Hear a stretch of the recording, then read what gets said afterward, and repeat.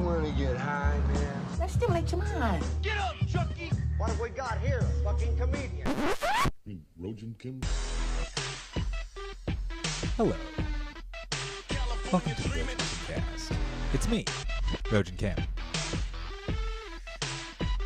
West Coast shit. Calm, cool right now, guys, because this is like my fourth attempt at recording this thing.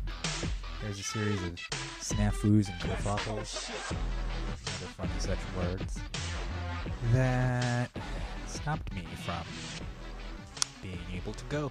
I don't know. There was like construction. There was banging, bang, bang, bang. And then I just, I don't know. I kept just, running into trouble. Power issues. Batteries went out. Had fun. The power supply, whatever. None of this is interesting. Hello, guys. It's me, though. I'm back. I'm here. I'm doing it. I'm doing it again. I don't care how many times we got to do it. I'm doing it for the people. How are you? I'm doing good. It's been a weird past few days for me. I had the whole experience of being groped on stage by the lady yelling Harvey Weinstein. That was weird. Had $100 dangled and shoved into my nether regions and then taken away. That's okay. I'm bigger than that. $100, whatever. And I have...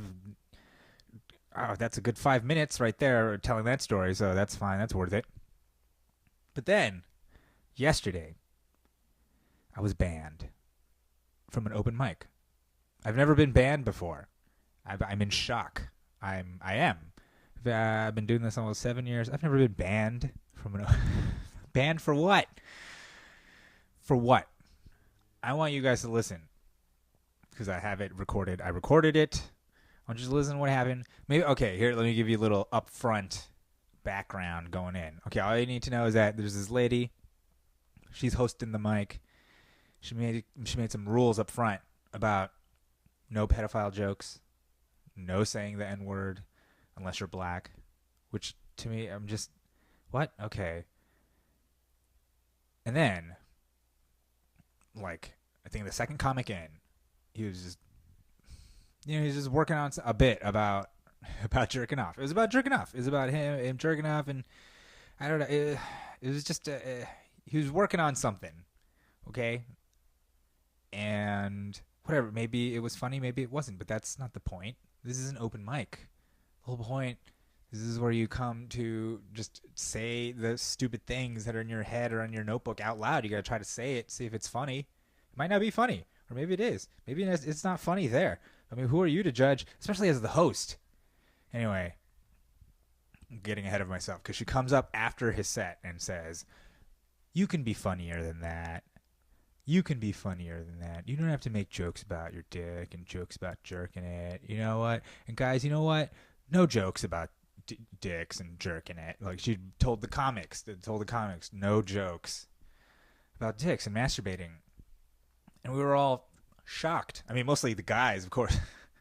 But the girls, like everybody, shocked, right? And then somebody else does a set and doesn't mention dicks or anything, and then she's like, there you go, that's what I'm talking about. That's the comedy, that's real comedy, or whatever the fuck. She could not even, she's not even eloquent enough to say that's real comedy. She basically stumbled through whatever it is she was trying to say, and it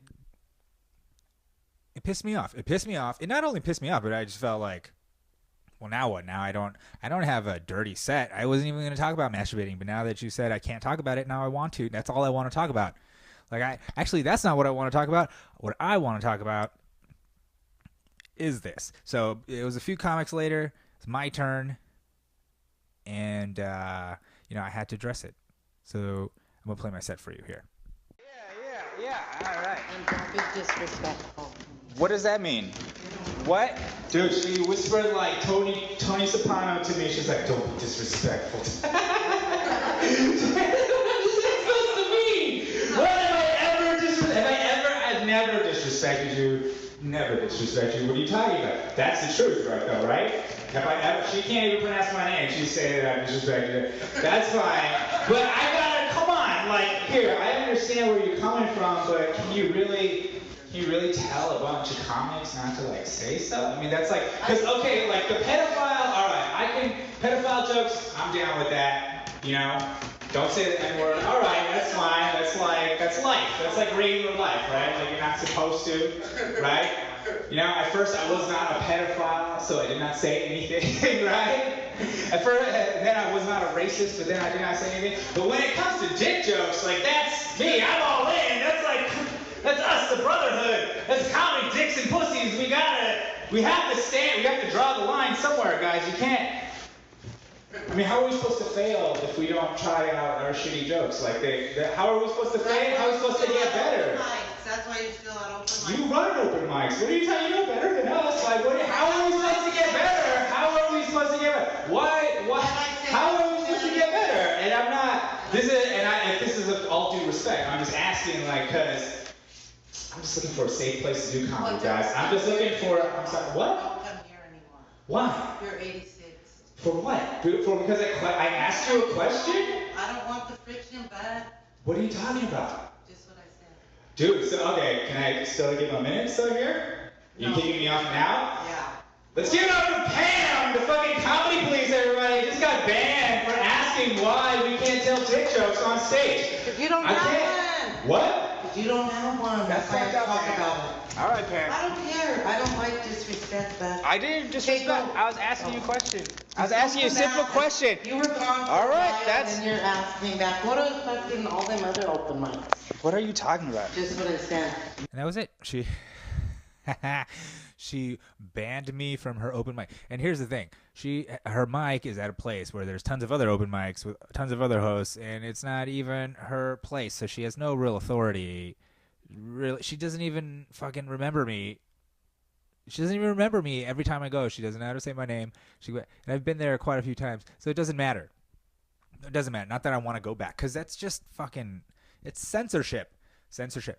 And really, this fucking. There you go. That's some strange quasi-fascist like logic of like because I said.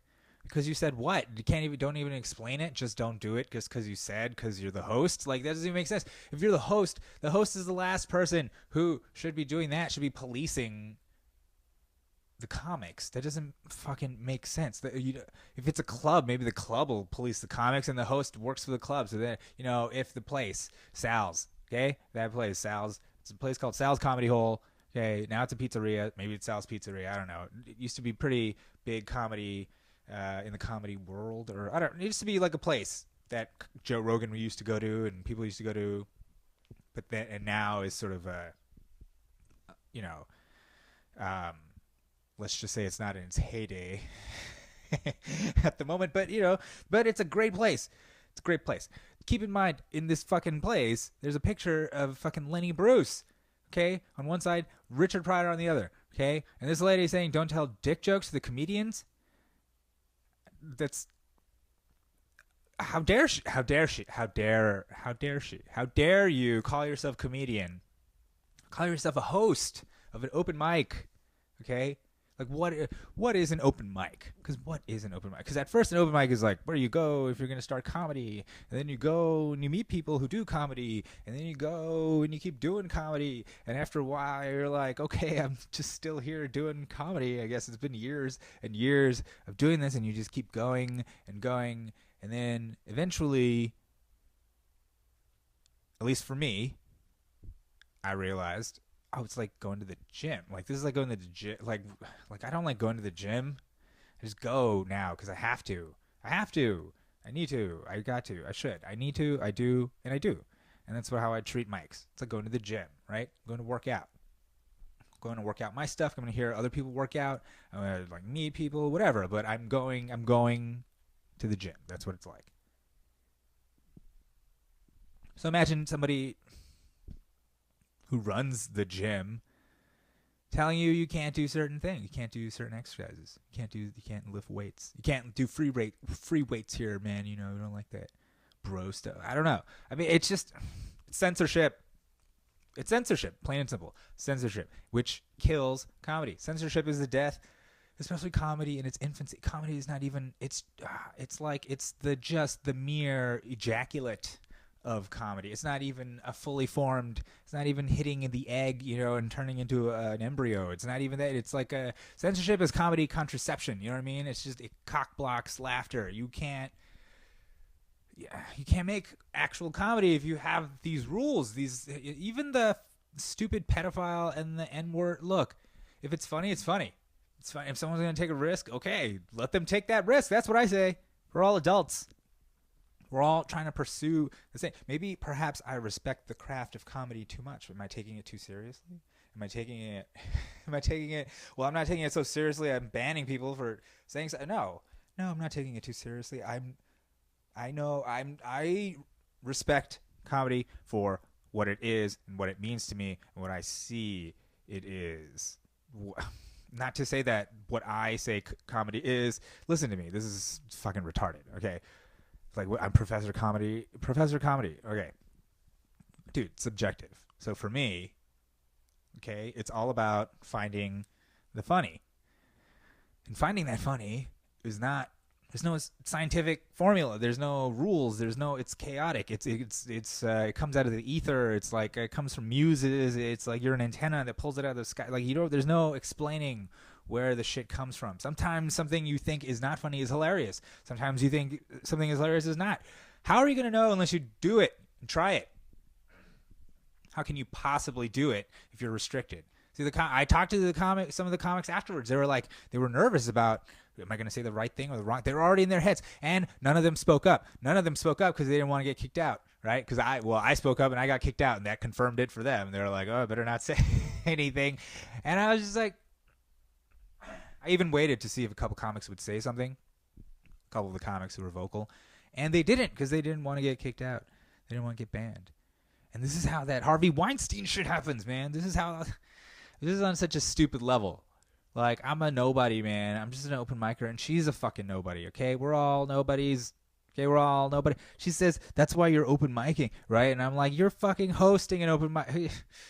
Oh, and I wish I had continued recording, because then after that, she got up on stage and tried to, like, reiterate the rules or whatever, and I was just like, I started, it's not heckling, because she was up there struggling and I was just filling in the space. I was just basically saying, you don't like it when we defy your authority. Don't defy your authority. And she's like, what? Get at what? And then then she called me an asshole. She started attacking me personally. She got all emotional about it. And I was just like, okay, Pam. Whatever, Pam. Ugh. It's just that's, how far is that going to go? You know what I'm saying? Like, how far is that subjective view of comedy going to go in this world? Fucking 2017, we're all interconnected. Everybody is seeing everything. Everybody's seeing everything, and they've forgotten everything. Everything's going by so fast. Everything's happening all at once, and we're never going to forget it because it's all being stored in massive data like storehouses or whatever. So come on. We need freedom. But there's no freedom. We're being watched constantly. Okay, we're being policed constantly. Fucking open mic. You got to police an open mic. Is there freedom of speech or not? Is comedy about freedom of speech or not? It used to be. George Carlin went all the way to the Supreme Court. Lenny Bruce got arrested. Richard Pryor got arrested. They all got arrested. All those dudes got arrested. Okay, they got arrested. They probably got beaten up by cops a little beating. Took a little beating. Yeah, you little dirty fucker. You got a potty mouth, huh? What if I punch you in it? Like, you don't think that happened? You don't think they got roughed up by the fucking cops? You don't think bad shit happened to them? You think they weren't threatened? They had fucking death threats and shit just because they wanted to talk about sex on stage or shit that is totally acceptable now. And nothing. Look at what happened with me. I didn't even fucking say anything. I just asked. I just challenged and asked. And that was it. It was too much. She couldn't handle it. So whatever. I'd love to see her at a roast battle. That's what that's what I'm saying. Book her on the roast battle, guys. All right.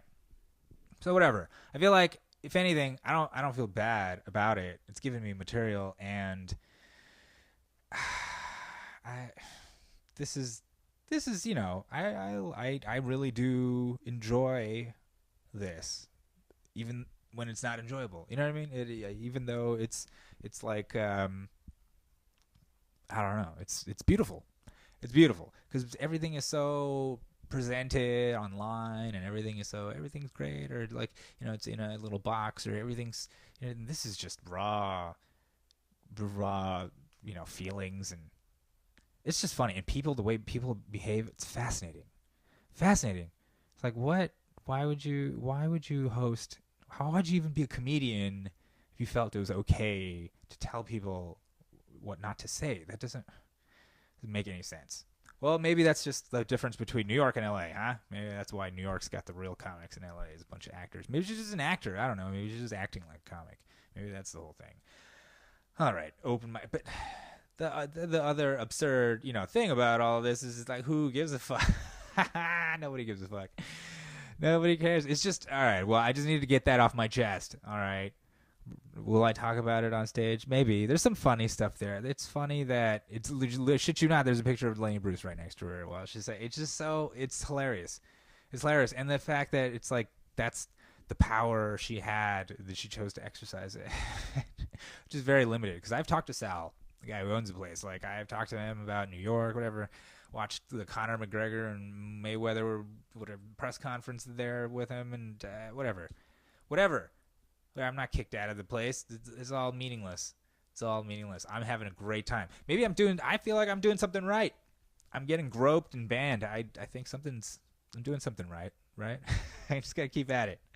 Whatever it is, I don't know. All I do is show up. I show up and speak my mind. That's what I'm trying to do. I speak what's in my heart. That's what Bill Hicks, I don't know if you heard of him. He's a comedian Bill Hicks, said, when you go on stage, you should just speak what's in your heart, fall back on your material. And I got to tell you, that's just really bad advice.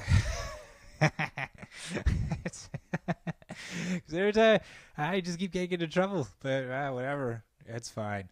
Hey, maybe this is how I build my reputation, huh? Build my whatever. The legend of Rogin is that he don't care. He don't give a fuck. I don't know. I'm not a bad person. I'm not, or whatever. That's a stupid platitude. I was not there to ruin anything. I'm in it for comedy, right? Like, that's why we're all there. That's why I'm there at the place. So, all right. Enough of that. Enough of that. In other news, I had my scrotum examined by a middle-aged woman, and she said, perfect. The middle-aged woman was a doctor, of course. She was qualified. It wasn't some random middle-aged woman examining my scrotum. That would be far too strange. I'm not that proud of my scrotum to just...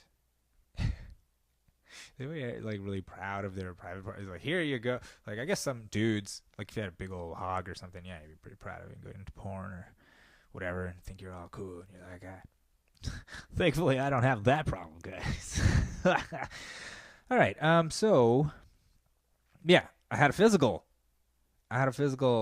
brought to you by LA Care, brought to you by Medi-Cal, brought to you by Poverty, brought to you by, I did my taxes, and I feel like I thought I wouldn't qualify for Medi-Cal. I mean, I somehow got Medi-Cal, which is like state health care for the poor, and I didn't think I would get it, but then they gave it to me, even before I filed my taxes, and then I just filed my taxes because I filed for an extension. I didn't have the money back in April to pay for the taxes to be done. But now I had it, and I did it, filed the extension, and whatever. This is all, you don't need to know about this either. Anyway, just looking at the numbers, man, crunching those numbers, seeing that I'm still in the red, still deep in the red. But it's okay. Better red than dead. That's what I say. Better red than dead. And speaking of dead, I want to be killing them on stage. That's what I want. That's what I want to be doing, guys. That's what I want to be doing. If there was some kind of, I don't know, there's like all this talk about like universal basic income. Like, if that really happened, I guess that would be That'd be sweet. I mean, there's a lot of arguments against it, right? There's this whole idea that maybe people won't fucking do anything. Maybe they'll be so lazy, they'll just be lazy bastards. They have enough money to pay rent and buy food, they're not going to do anything, right? But I, on the other hand, if I had enough money to pay rent, buy food, I would probably be doing more stuff like comedy. More comedy. I'd probably be shooting more stuff. I don't know. Maybe is that an excuse? I don't know. It's like I should be doing it now. I should be doubling down, hustling hard. I mean, I did, and then I ended up even in more debt, and now it's like I can't keep doing that because I don't have the thing that I had, which was credit to make all the films and stuff. You know, like that was all financed by me in the future, who is me now, who's paying for it by not making movies or having anything and getting Medi-Cal. So, you know, that it's all full circle. You know what I mean? But I wonder, I don't know, like if you, let's just say hypothetically there was something like universal basic income. Like I got my monthly nut, you know, like I didn't have to worry. Like I wasn't like scrambling every month trying to work and, you know, like, what would I be like? Would I just fucking do nothing? I don't know. I think I would do more. I don't know. I think it could, in fact, perhaps give a change in the culture where, you know, because in our culture here in America, it's like your self-worth is associated with your net worth, right? Like we have this one-to-one association. Like the richer you are, the more actualized a being you must be, right? But then, so explain Donald Trump, right? So that's not true. Right? Just because you're rich doesn't mean you're super smart or super capable of running a nuclear arsenal or super capable of not committing sexual assault. Doesn't mean any of those things. Just a person. Just a person who happens to have a lot of money, right? Sometimes having a lot of money means, yeah, you're fucking super smart and you got it. And other times, this means you might have been just lucky as fuck. Just fucking lucky, right? Maybe your dad was rich, gave you $1 million or something. I don't know. Just whatever. Pick it out of a hat. Any number of random things that could occur to put you in a certain economic situation, right? Any number of things could have happened. Just like the genetic chances of you having deformity or disease or just, you know, being normal or whatever, any of that, it's all this lottery, right? It's all of this is chance. It all led you to being you, who you are, right? But we have this thing about your worth, your self-worth being associated with your net worth. So if you're born rich, then automatically it's like, wow, it's like you don't have any work to do anymore. There's nothing to do for you to improve yourself. I mean, unless you found something else beyond your net worth to give value to your life and value to what you do to the time, right? Like finding things, you know, like serial killers. They find, it's not about the money for them. They're doing it for something real, right? They're doing it for the killing. So they put a lot of time and effort into that, you know? And I feel like comics, like real comics.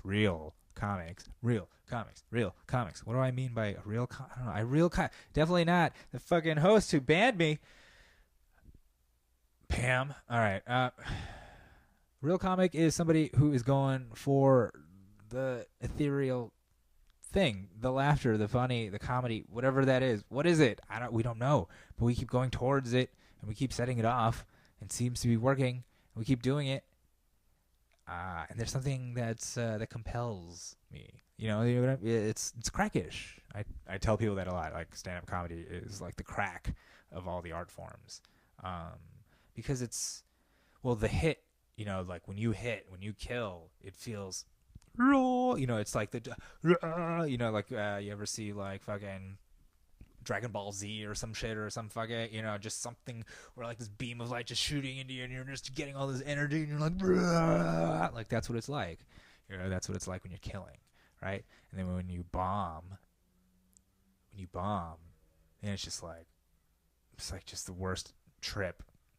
You ever been on like a bad acid trip? You ever been on like a really bad acid trip and then somebody offers you some K and then you end up doing it and then the next thing you know, you feel like maybe this is a satanic ritual and not a rave. You know, maybe those are actually devil's eyes forming behind the DJ. I think people are passing out poison in this water. You know, like that kind of happens. Anyway, it's like that. Okay? So it's crackish. It's crackish. Just go for it. It's great. Anyway, thank you. Oh, good times, guys. I'm having a great time. I hope you are having a great time as we enter the autumn, the fall. I know. Listen. I know it seems crazy. Everything's so crazy. Everything's so crazy. Crazy things are happening. Shootings and hurricanes and Trump and the NFL and the Ben Affleck and the Eminem and this and the that and the this and the that and everything's going on. It's so much. And you know what? You know what? You know what? Just, we've never had this much access to all this information before. And maybe it's time to start considering as a society whether it's good for us mentally, whether it's good for the mental health of us as individuals and collectively as a nation to be constantly bombarded with information, with data, with fear, with click, you know, things that want to make you click, and a lot of it's based on fear. You know, it's the whole if it bleeds, it leads. That used to be, you know, what they said in the newspapers, and now that's what they say for just a mouse click. Like so it's this overwhelming sort of bias that we have towards things that are shitty, things that are terrible, because that's what gets eyeballs. But there's tons of things that are good. Tons of things that are good that they don't even report on. Tons of things that if the media had done their job may have been prevented. Tons of things that are possible. Tons of things that are actually becoming more and more transparent because of things like the internet, because of things like people actually doing stuff, because of things like people speaking up and not being cowed by authority, cowed by whatever. Like, okay, I'm not going to turn myself into some kind of hero, some kind of martyr or whatever for fucking, you know, asking this lady what the fuck her deal was, but somebody had to do it. I couldn't just sit there and... We're still in America, guys. Still in America. We're still free. And you know what? Tyranny is tyranny. Okay? So let's just fight it wherever we can, man. And just fucking just... So you can't let people just get away with... If you're going to be a tyrant, at least be like charismatic and cool or something. You can't just bumble your way into being a gatekeeper. That's fucking... Okay, guys. Thank you so much for listening. You know where to find me at Rogin Kim, RoginKim.com, Instagram, Twitter, all that stuff. This has been the Rogin Kimcast, episode 66. Thank you for listening, and until next time, bye-bye.